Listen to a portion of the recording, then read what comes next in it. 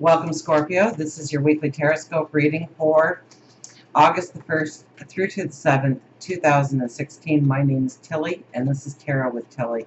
And before we begin, thank you. Thank you truly for all of the positive, loving, supportive energy that you send my way each and every day. I thank you so, so much, and I send it right back to you, wishing for nothing but joy and abundance to be in your path forward. So let's see what the energy is going to bring us. We have a new moon in Leo. The sun is in Leo. I think Mars is finally leaving your sign and going into Sag towards maybe the end of the week or at the beginning of the week. Somewhere along the lines there, but this week for sure. So you should have that where your focus, your drive, your attention changes. Where you want to make a difference. It's not on you. So let's see here what we have. We start with balance. Okay, temperance. Next to it we have the lovers. Beautiful cards so far. They're making a pretty story. The Seven of Swords and the Page of Wands. So let's stop there for a second and take a look at these cards. Now we start with temperance. So we're looking at the balance. We're looking at the balance. Maybe we are trying to go forward in our careers right now. And so we're kind of not paying that much attention to our health or our family life or our spirituality, maybe our stature in the community. Okay, so it's finding that balance and working that balance into our lives going forward. Okay, what we want and don't want. I think we have, with Mars giving you the drive of self-improvement and self-awareness and who you are and what you stand for, and really giving you that drive and determination and that fighting power to go after the things you want. Now that it's going into Sagittarius, I would think that it evolves more around the things you want, the material things you want, how your values are changing because of your thoughts, your direction, what you're putting your energy into. So this is where we need to start looking at the balance we need in our life and how to bring that balance in. Now, on the other side of the crossed cards there, the lovers and the Page of Wands, on the other side of it is the Seven of Swords. So this is very much about figuring out exactly what we need to take forward, what we want in our path going forward, and what we do not want to take forward. We have the new moon, so this could be releasing of energy. Absolutely, it could be the releasing of energy. It could be the way you self-express yourself to other people, your self-expression, your creativity, how you put that little touch of you onto everything, your mindset, what you want, what you deserve. And I think you've given it a lot of thought, you've given it a lot of examination by this card on what no longer needs to be in your life or you want in your life. And you're ready to move forward from it. Now in the middle we have the Page of Wands and the lovers.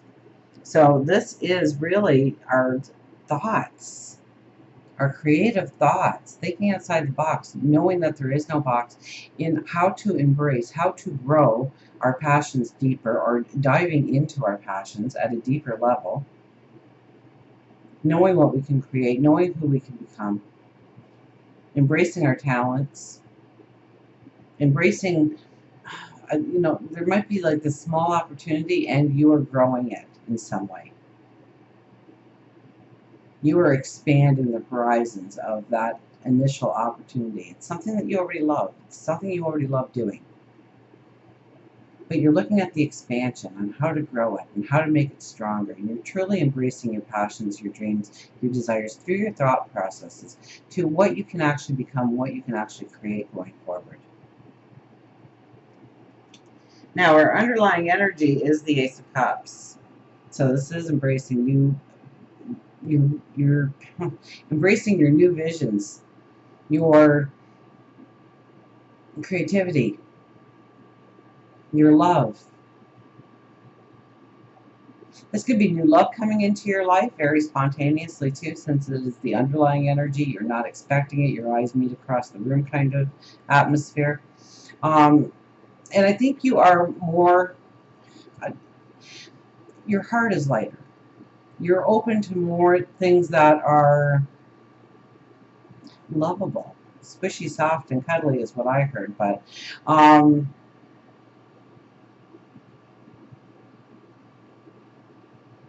it's not so much as of a war zone in your mind going over and over within your relationships. It calms out somehow, or this new loving energy comes into being.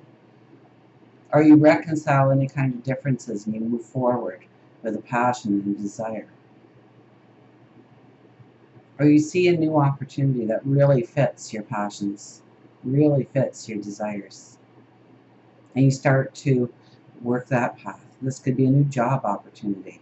This could be new stature in the community, where you've been a part of that group for forever and a day, and now you've decided to take a chair to do something a little bit more involved within it. Looking at our vocations, changing our vocations.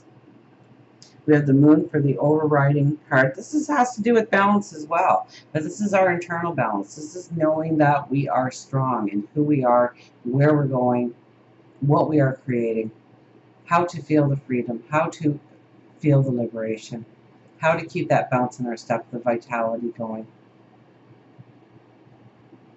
So this is an inner balance.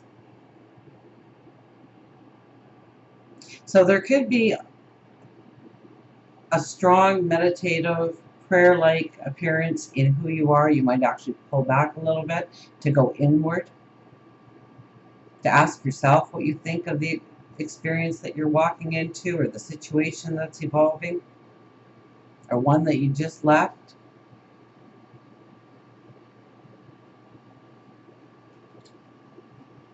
We have the Page of Pentacles with the Seven of Wands.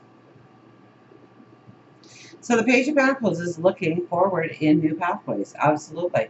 The Seven of Wands is more of the declaration of what you were wishing for, what you were hoping for, the new beginnings you want to start, the new pathway you want to follow. Now you could just be saying it to yourself. It could be a quiet declaration to yourself, or you could be saying it to others. And if you're saying it to others, you're saying it because you want their support, you want their love, you want their help in moving forward, to be part of it maybe.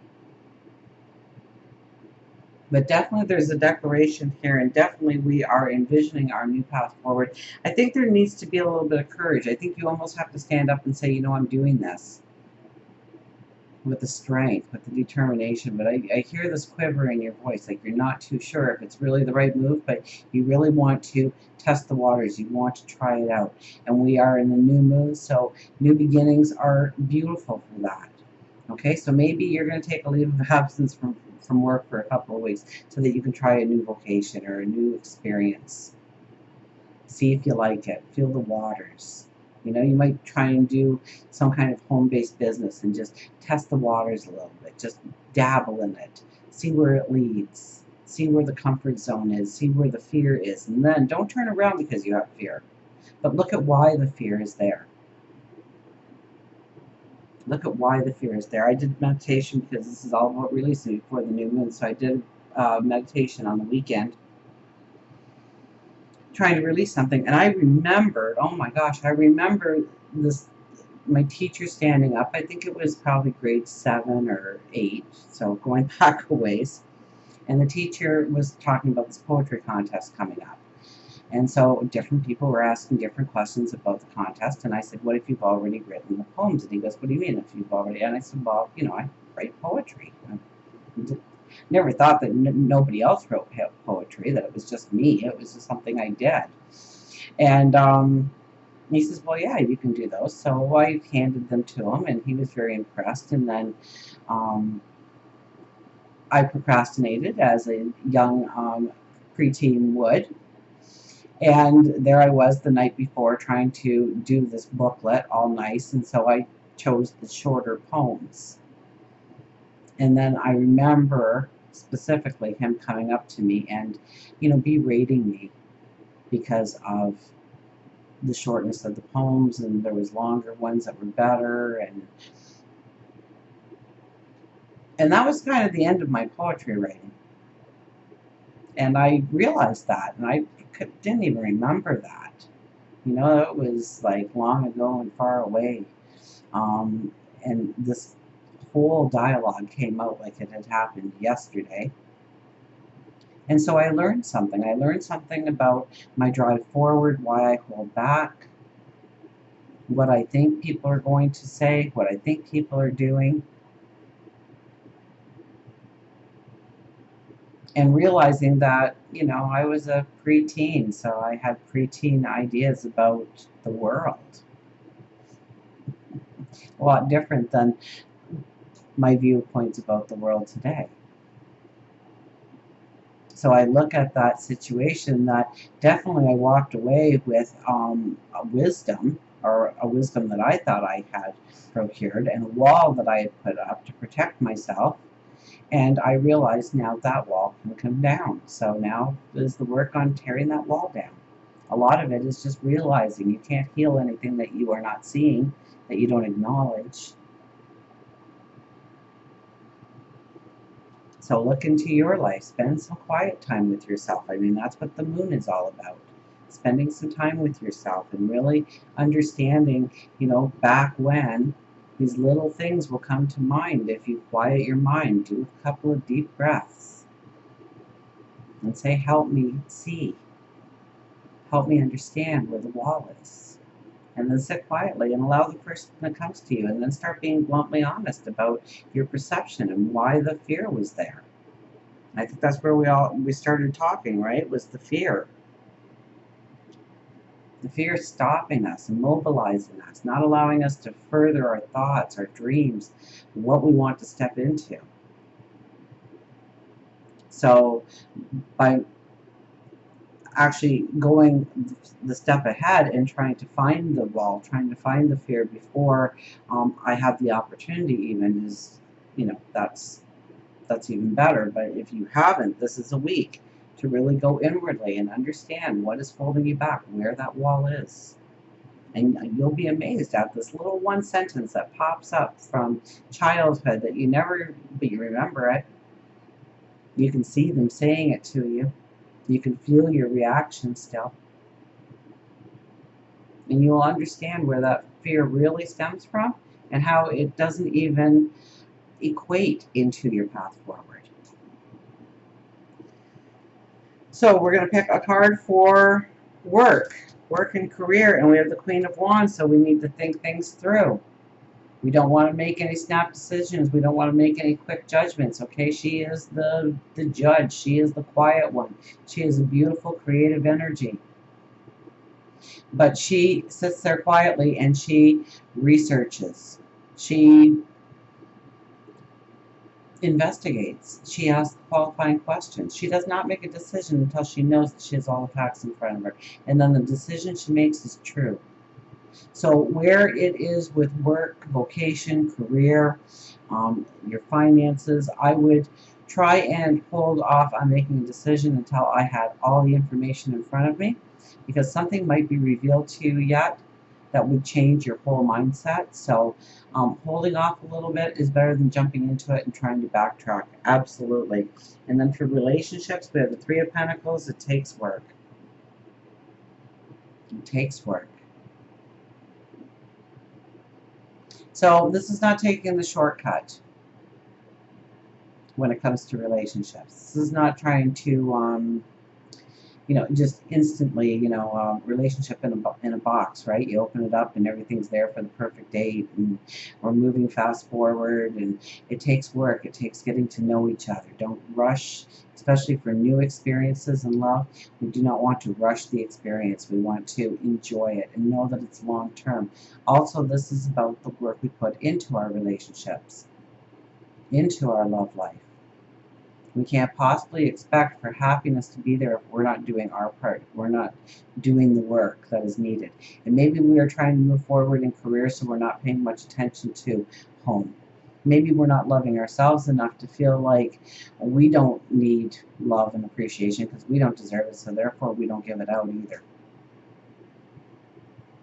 This is about doing the work, the hard work. So if there's some honey-do lists kicking around, then start doing them. Show that you care about them, the relationship, the work that goes into it.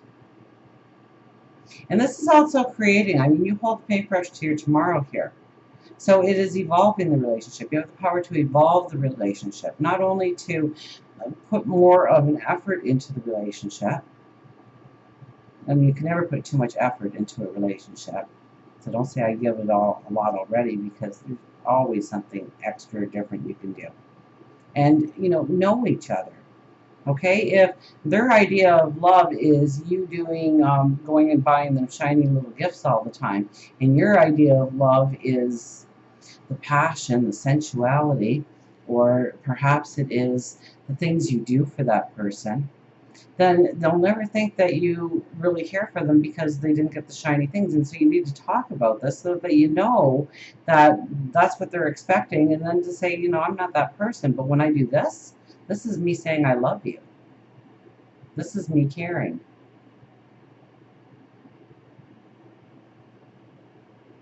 So it takes work. It takes hard work. It takes effort. And I think this is a hard work week. I don't think it's a hard work week, but it is definitely one where we have to put our energy into it. We have to put our focus into it. We have to work on our relationships this week to make them stronger, to make them deepen, to unite with each other. Until we meet again, remember, I do love you.